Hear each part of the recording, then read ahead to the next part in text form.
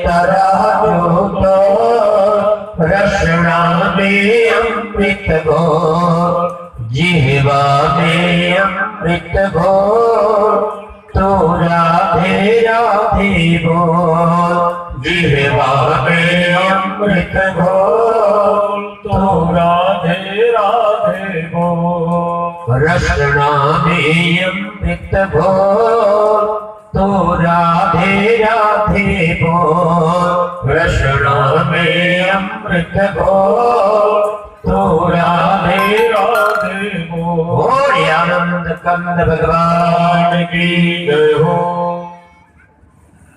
निवेदन करो आपसे,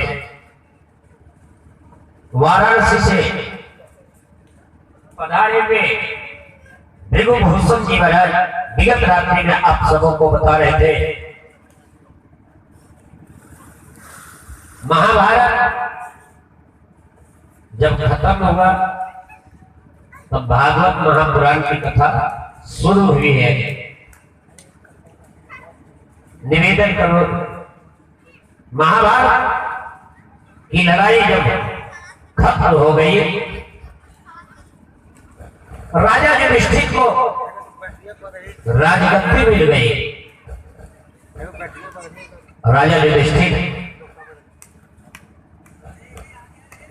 राज्य पाने के लिए महाभारत जैसी लड़ाई हुई और विजय श्री भी मिल गया, क्योंकि भगवान गीता में कहते हैं यत्र योगेश्वर कृष्णो यत्र पार्थो धनुर्धरः तत्र श्री विजयो होते ध्रुवाणी मतेव।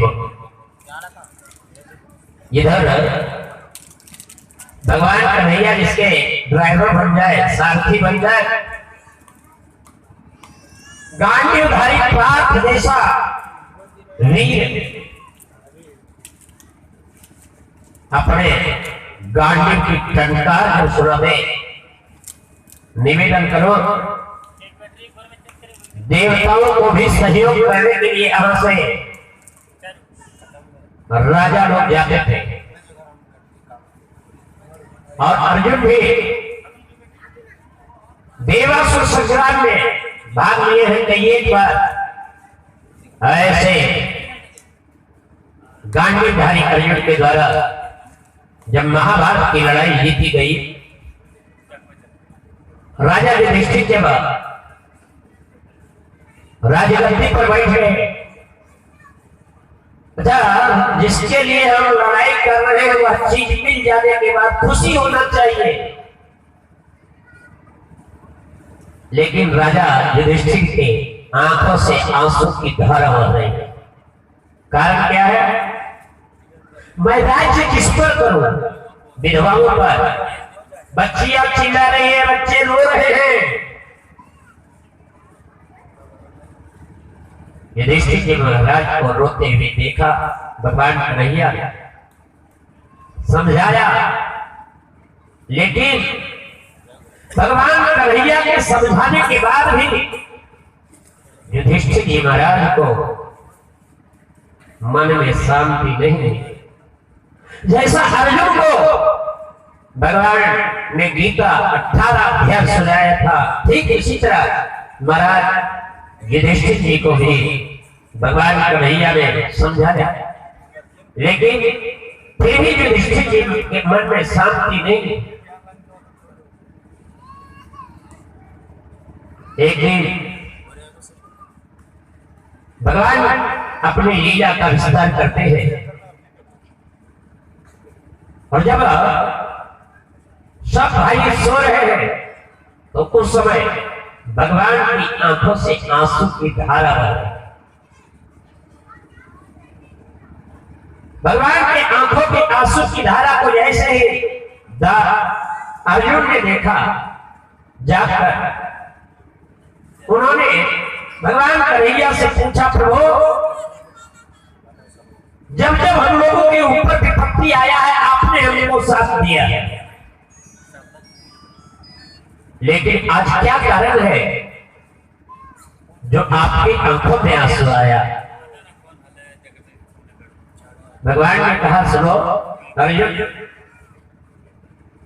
जब मेरा भक्त मुझे याद करता है तो मेरे आंखों में आंसू आ जाता है। अर्जुन ने पूछा, आखिर वह भक्त कौन है जिसके कारण आपकी आंखों में आंसू आ गया? भगवान कन्हैया ने कहा, कुरुक्षेत्र के मैदान में वह जो सरसैया पर अभी भी पड़ा हुआ है और मुझे याद कर रहा है, दादा भीष्म। और दादा भीष्म का नाम सुनते ही पांचों भाई पांडव, महारानी द्रौपदी, सभी दादा भीष्म से मिलने के लिए भगवान कन्हैया के साथ कुरुक्षेत्र के मैदान में पहुंचे। कुरुक्षेत्र के मैदान में जहां दादा भीष्म सरसैया पर पड़े हुए थे, वहां जब पहुंचते हैं, सबों ने माथा झुकाकर प्रणाम किया, क्योंकि जब हम किन्हीं को प्रणाम करते हैं, अपने से बड़ों को, गुरु को, ब्राह्मण को, तो चार चीजें बढ़ जाती हैं। अभिवादनशीलस्य नित्यं वृद्धोपसेविनः चत्वारि तस्य वर्धन्ते आयु विद्या जसो बलम। सबसे पहले उम्र बढ़ता है, जो चीज हम चाहते हैं वही चीज बढ़ती है। फिर ज्ञान बढ़ता है, फिर जस बढ़ता है और आत्म बल बढ़ता है। चारों ने जाकर, पांचों पांडवों ने जाकर प्रणाम किया। उस समय युधिष्ठिर जी महाराज से, अर्जुन से, पांचों पांडवों से दादा भीष्म ने पूछा कि आप लोग अकेले आए हैं कि आपका सारथी भी आपके साथ है? क्योंकि दादा भीष्म भगवान सूर्य के उत्तरायण की प्रतीक्षा कर रहे हैं। 6 महीना सूर्य दक्षिणायन, 6 महीना उत्तरायण, सरसैया पर पड़े हुए हैं। भगवान कन्हैया ने भी जाके दादा भीष्म को दर्शन दिया है। अब उस समय दादा भीष्म ने भगवान कन्हैया को 4 भुजाधारी, क्योंकि दादा भीष्म जो है भगवान कृष्ण की उपासना करते हैं, लेकिन 4 भुजाधारी का ठाकुर जी के रूप में प्रणाम किया है, स्तवन किया है। और भगवान कन्हैया दादा भीष्म से कहे, महाराज आप राजनीति के बड़े सुंदर जानकार, कूटनीति के जानकार, अपने जीवन का अनुभव आपके पास है। आपका या पोता युधिष्ठिर जी महाराज जो राजगद्दी पर आसीन हुए हैं, कैसे राज्य चलाना चाहिए, इनको कुछ आप शिक्षा दीजिए, ज्ञान दीजिए।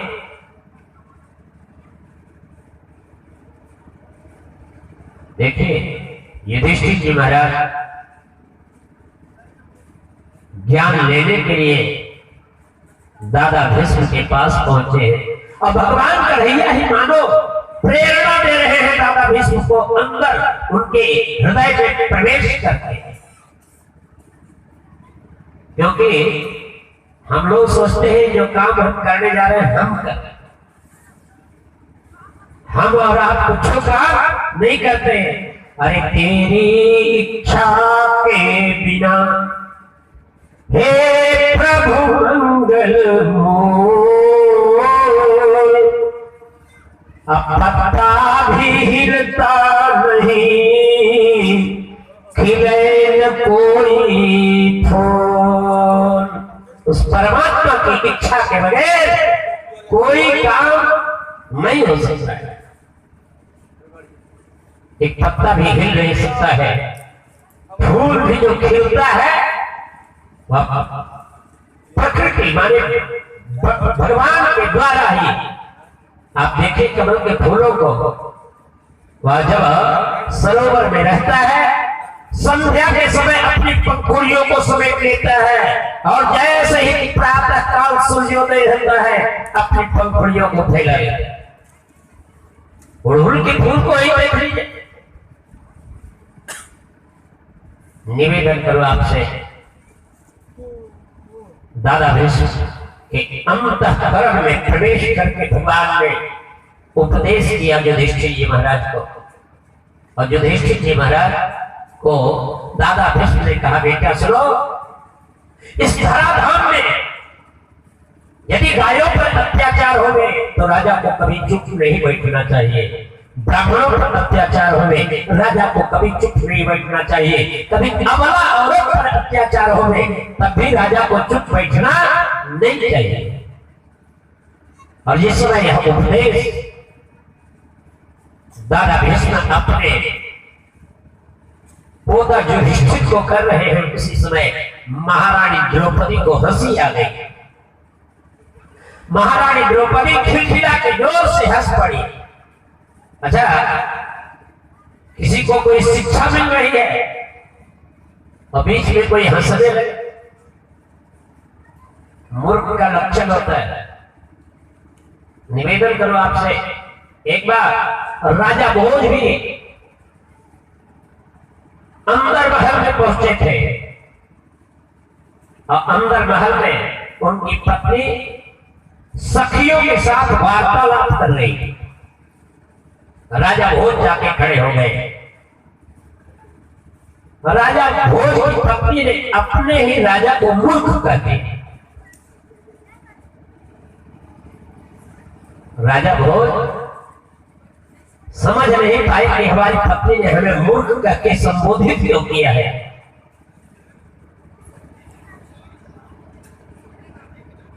राजा भोज अपने दरबार में चले आए और उनके दरबार में 9 कवि रहते थे, जाने माने कवि।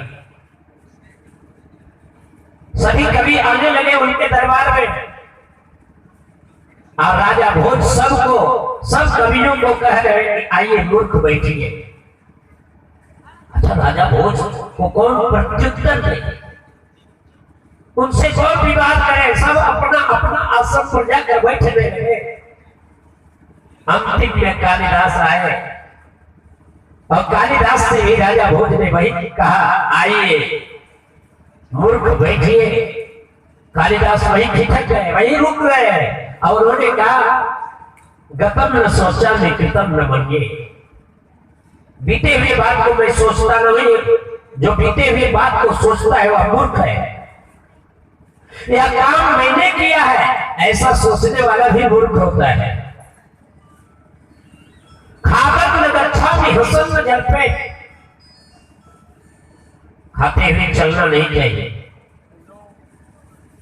हम तो यहाँ देख रहे हैं जजमान जी जो बैठे हैं ना, दत्तबल लिए और घूम घूम के मुंह धो रहे हैं। बड़ा अपराध होता है। देखिए क्या वो बताओ, यदि घर में सबकी वही गति है, एक इशारा करने से नहीं काम चलेगा। दत्तवन एक जगह लीजिए और पानी लेके बैठिए। वहां जितना कदम आप दत्तवन लेके चलते हैं मुख में उतना दोष लगता है। अच्छा, जो काम 5 मिनट में होने वाला वो 15 मिनट में करना। मुंह धोने में कितना समय लगेगा? 5 मिनट। खादम न गच्छामि हसन न जल्पे, सुधार लीजिए। खाते हुए जो चलता है मूर्ख का लक्षण है। एक जगह बैठकर भोजन करना चाहिए, एक जगह बैठकर प्रसाद ग्रहण करना चाहिए। द्वाभ्याम तृतीयो न भवा विराजन, दो आदमी आपस में वार्तालाप कर रहा है तो वहां तीसरा को कान आड़ना नहीं चाहिए। मूर्ख का लक्षण है कि बोलो सुने देव, अरे वो आपस में बोल रहा है, यदि आपका जरूरत होगा तो आपको भी बुलाएगा, वहां कान आड़ने की कोई जरूरत नहीं है। किंकारं भोज भवामि मूर्खः, कालिदास ने कहा इतना में से कौन लक्षण आपने हमारे अंदर देखा जो आपने मूर्ख कहा है। राजा भोज ने कहा महाराज हमारी पत्नी हमको मूर्ख कहती थी, हमको समझ में नहीं आया, इसीलिए मैं सबको मूर्ख कह रहा था। आपने तो हमको समझा दिया क्योंकि उस सखियों के साथ वार्तालाप कर रही थी, बीच में मैं पहुंच गया, दो के बीच में तीसरा बना, इसीलिए हमारी पत्नी ने हमको मूर्ख कह दिया। बीच में कोई बता रहा है और उस समय हंस दिया, और वही कौन हंस रही है? पांचों पांडवों की पत्नी यज्ञ के कुंड से निकली हुई है, किसी मां के गर्भ से उनका जन्म नहीं। आपको बताओ भगवान का जो अवतार हुआ है ना, विष्णु का अवतार, वहां भी जो उनकी पत्नी बनी है लक्ष्मी, मां के गर्भ से पैदा नहीं हुई, समुद्र मंथन से लक्ष्मी निकली।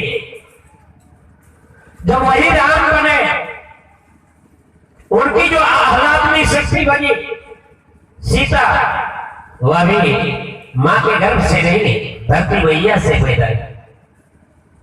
और जिन रास बिहारी की कथा पे हम लोग बैठे हैं, इनकी भी आह्लादनी शक्ति जो रुक्मिणी हुई है, वह भी कमल के फूल पर बैठी हुई थी। बोलिए आनंद कंद भगवान की जय। इधर बता रहे हैं दादा भीष्म, उसी समय महारानी द्रौपदी हंसती, कोई साधारण औरत नहीं। दादा भीष्म से पूछा गया कि तुम हंसी क्यों? महारानी द्रौपदी बिल्कुल जो हंस रही थी, एकाएक चुप हो गई, आवाज रह गई। दादा भीष्म पूछ रहे, उनके सामने आज तक कोई ऊंचे स्वर में बोल नहीं पाया है, शरीर के अभिभावक है, इसलिए महारानी द्रौपदी अवाक रह गई और अपनी हंसी के कारण को छुपा रही है। यूं ही हंसा महाराज। उस समय दादा भीष्म ने पूछा, बेटी अच्छे घराने की औरत अकारण नहीं हंसती है, कोई न कोई कारण होता है, अपने कारण को बता। जानते हैं महारानी द्रौपदी ने अवसर है दादा भीष्म से बहुत छिपाने का प्रयास किया, लेकिन दादा भीष्म ने कहा, बेटी यदि तू कारण नहीं बताओगी, मरने के बाद भी वह घुटन मेरे अंदर रहेगा, इसलिए तो कारण जरूर बता। महारानी द्रौपदी ने कहा, जिस समय सभा के बीच में दुशासन मेरे साय को खींच रहा था, उस समय सबसे ऊंची कुर्सी पर आप बैठे थे, और अभी आप अपने पोता को उपदेश कर रहे हैं कि स्त्रियों के ऊपर अत्याचार हो गए, और उस समय चुप नहीं बैठना चाहिए। महाराज आप यदि एक बार कह दिए होते, क्या मजाल थी दुशासन की जो हमारी साड़ी की ओर हाथ नहीं बढ़ा पाता, लेकिन दादा भीष्म ने कहा, बेटी बिल्कुल सच बात तुम बता रही है।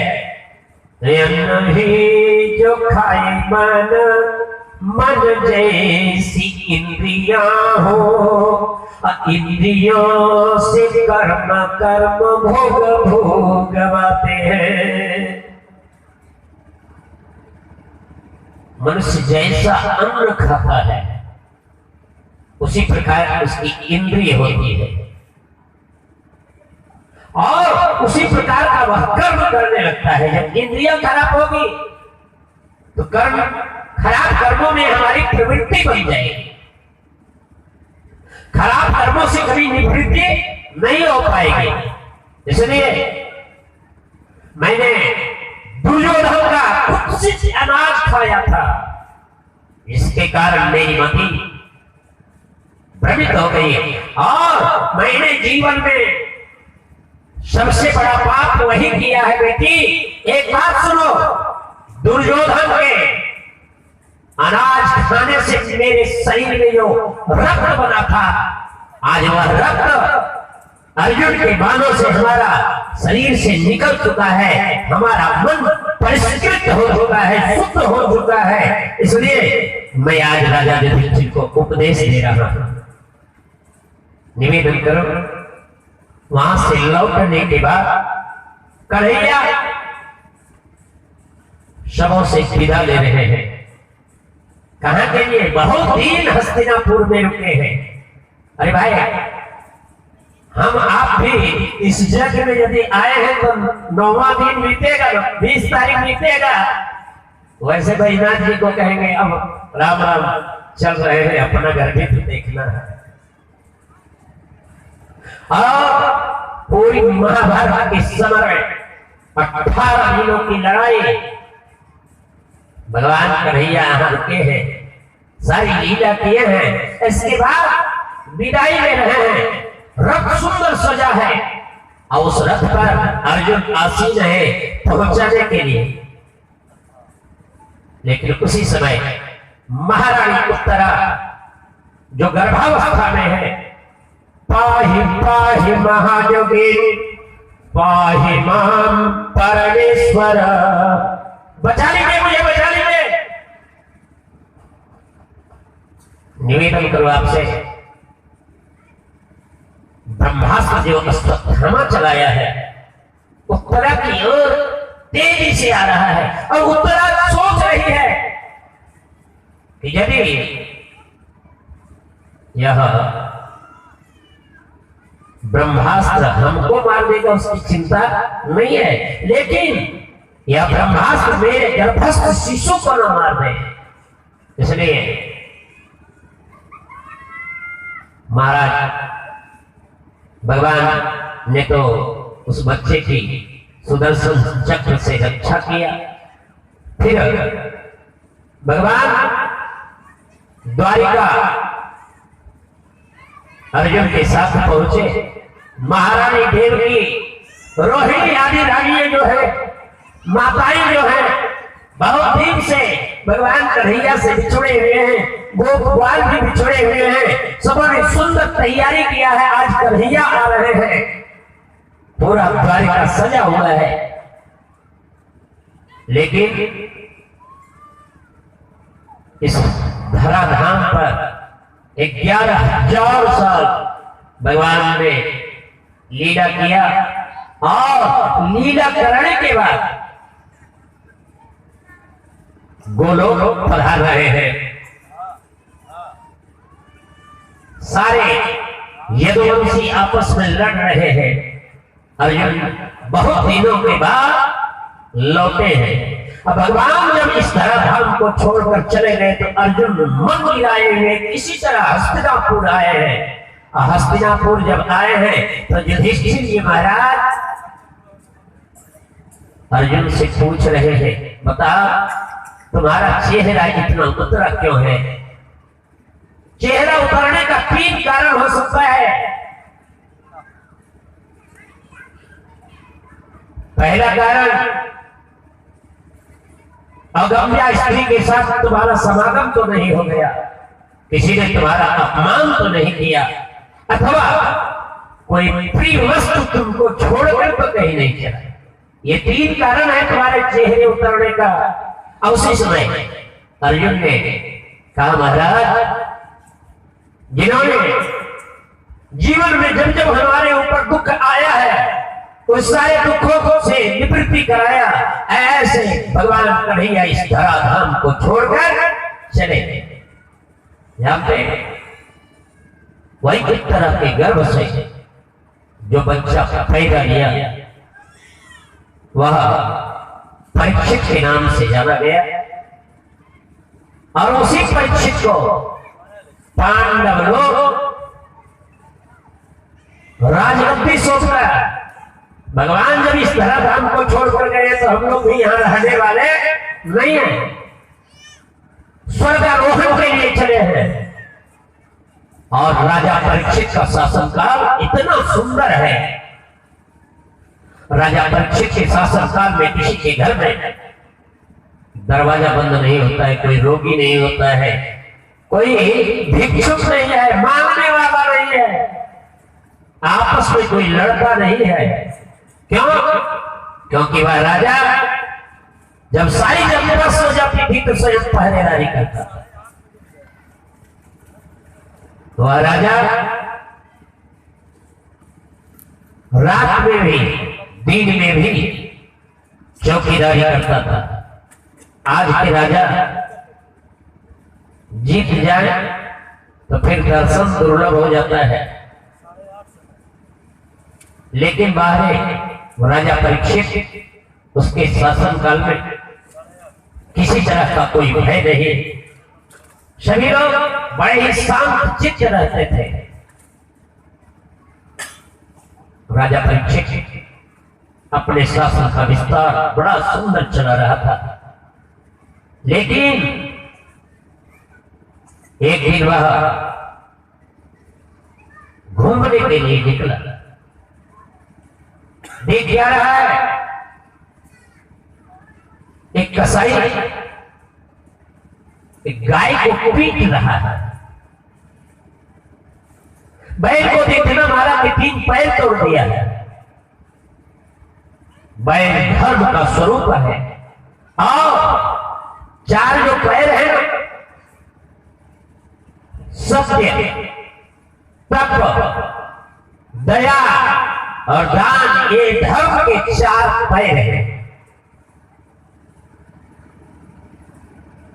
सत्य टूट गया, तप टूट गया, दया टूट गया, एक पैर बचा है दान। राजा युधिष्ठिर, राजा परीक्षित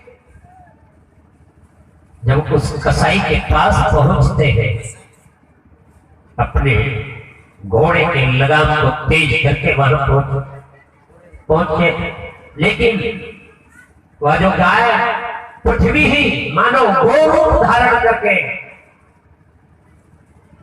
राजा को देखने के बाद अपने आंखों से अश्रुपात करते हुए रंभा रही है और राजा की ओर टकटकी निगाह से देख रही है।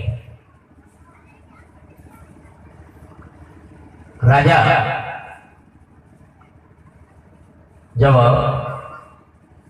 वहां पहुंचते तो उससे पूछा तो है कौन? उसने कहा मैं कलियुग हूं। लेकिन कहते कहते राजा के चरणों में वह गिर गया। अच्छा, शत्रु भी है आपका और यदि आपके चरणों में गिर जाए तो मारना नहीं चाहिए। उठाया राजा ने, परिचय पूछा, उसने बताया मैं कलियुग हूं। राजा ने कहा कि मेरे राज्य में तुम आया कैसे, हिम्मत कैसे हुई आने का? तुम्हारे अंदर तो बुराई बहुत है, लेकिन तुम मेरे राज्य में आया क्यों? कलयुग ने कहा महाराज बुराई तो गिन नहीं पाएंगे, लेकिन एक ही अच्छाई है मेरे अंदर। कहा क्या अच्छाई है? यत् फलम नास्ति तपसा न योगेन समाधिना तत्फलम लभते सम्यक् लोके सब कीर्तना। कलयुग में तपस्या हम लोग नहीं कर पाएंगे,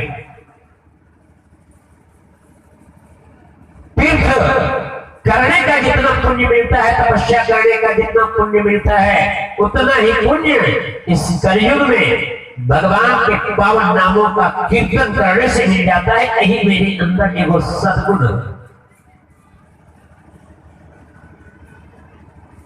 तो ये छोटा मोटा गुण नहीं है, बहुत बड़ा गुण है। जानते उस समय कलयुग ने रहने का स्थान मांगा और राजा परीक्षित ने 4 जगह दिए उसको। जुआ जहां खेला जाता हो तुम्हारा निवास होगा, द्युतम पानम जहां शराब पिया जाता हो, जहां वैश्याओं की संगति किया जाता हो और जहां कसाई खाना हो, ये 4 जगह तुम्हारे निवास होंगे। कलयुग ने कहा महाराज एक आध जगह और देते। और समय राजा के मुख से निकला, सोना में तुम्हारा निवास होगा। कलयुग खुशी के मारे उछल पड़ा, बस बस इतने जगह में मेरा गुजारा हो जाएगा। लेकिन गीता में भगवान ने कहा है धातुओं में मैं सोना हूं। और फिर सोना में भगवान का भी निवास और सोना में कलयुग का निवास कैसे होगा? एक बात जान लीजिए, जिस सोना को मैंने पसीने की कमाई से खरीदा है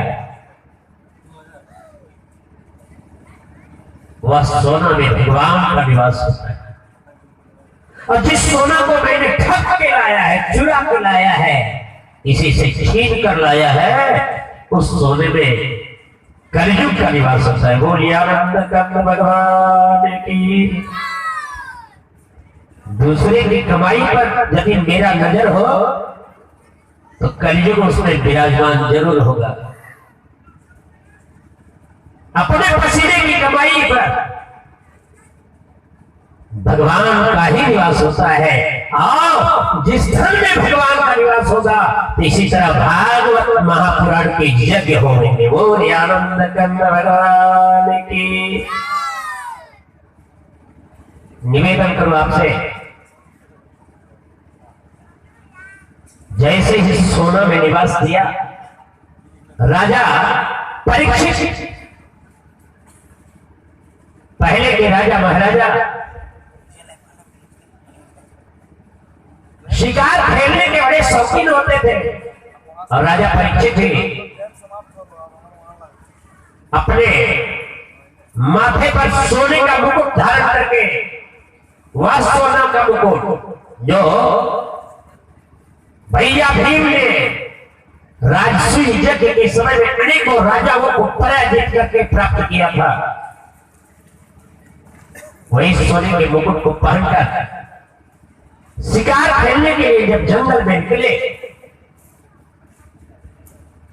अच्छा, हम लोगों के बीच में इस मंच पर जिनकी कथा से हम लोग कथारूपी गंगा में गोता लगाते हैं, ऐसे वाराणसी रूपी धरती से पहुंचे हुए मंच पर भृगुभूषण जी महाराज का आगमन हुआ। एक बार सभी लोग, और वहां का जो सबसे बढ़िया नाम है जानते, बनारस आप जब पहुंचेंगे तो लोग आपसे अभिवादन नहीं जब करेंगे तो महादेव कह के करेंगे। इसलिए नमः पार्वती पते हर हर महादेव। जिस धराधाम से आए वहां आपको यदि अभिवादन नहीं होगा ना, मास्टर साहब महादेव, यदि अयोध्या जी पहुंचे तो सीताराम, यदि आप वृंदावन पहुंचे तो राधे राधे भैया। वहां आपको यदि किनारे भी लोग कर रहे हैं ना तो भगवान नाम से संबोधित करते हैं। निवेदन करो आपसे, राजा परीक्षित उसी मुकुट को पहनकर जब घनघोर जंगल में गए हैं तो राजा को बड़ी जोर से प्यास सताती है। कलयुग माथे पर विराजमान है और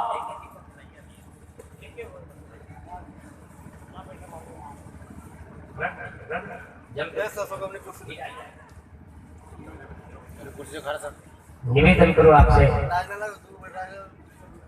राजा परीक्षित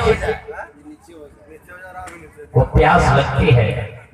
दूर में, बहुत दूर में एक बाबा जी का आश्रम दिखता है, जहाँ मनुष्य रहेगा, पानी इर्द गिर्द कहीं न कहीं जरूर मिल जाएगा। इसी आशा से राजा परीक्षित वहां पहुंचते हैं, जहाँ एक तपस्वी महात्मा समाधि लगाए हुए बैठे हैं। और जब समाधि में बैठे हैं तो भगवान से उनकी तार जुड़ जाती है। कौन उनका निंदा, कौन शिकायत कर रहा है, इससे उनको मतलब नहीं होता है। राजा परीक्षित ने वहां जाकर जल की याचना की। शनि ऋषि जो समाधि में बैठे हैं, उनको कुछ सुनाई नहीं पड़ा। राजा परीक्षित को तेज क्रोध आया, मरे हुए सर्प को उठाकर और शनि ऋषि के गले में डाल दिया। उनका पुत्र सिंह ऋषि कौश की नदी के किनारे खेल रहा है। किसी ऋषि बालक के द्वारा उसने सुना कि हमारे पिताजी के गले में किसी राजा ने मरा हुआ सर्प डाल दिया है, जिससे दुर्गंध निकल रहा है, जिसमें कीड़े पड़े हुए हैं। सिंह ऋषि ने राजा परीक्षित को श्राप दिया, राजा जिसने हमारे पिताजी के गले में सर्प डाला है, 7 दिनों के अंदर तक्षक नाग बसेगा, उसकी मौत हो जाएगी। निवेदन करो आपसे, श्रृंगी ऋषि के श्राप लगे हैं और वह श्राप से मुक्त कैसे होगा? आगे हम लोग जिनकी कथा को श्रवण करने के लिए सभी लोग यहाँ दूर दूर से, ठंडा भी बढ़ा है तो श्रोता भी बढ़ रहे हैं, क्योंकि जहाँ भगवान की कथा जिनको प्यारी होती है, ऐसे श्रोता घर में रुकते नहीं है। आगे हम लोग पंडित श्री भृगुभूषण जी महाराज की वाणी में कथा को श्रवण करेंगे। लेकिन कथा जब भी विश्राम करती है तो वक्ता 2 बार भगवान के पावन नामों का कीर्तन कराता है, ताकि हम जो कथा श्रवण किए हमारे हृदय तक ही रहे। इसलिए भगवान नाम रूपी ताला को आप सभी लोग लगावे। अरे श्याम राधे कोई नहीं कहता, श्याम राधे कोई नहीं कहता, कह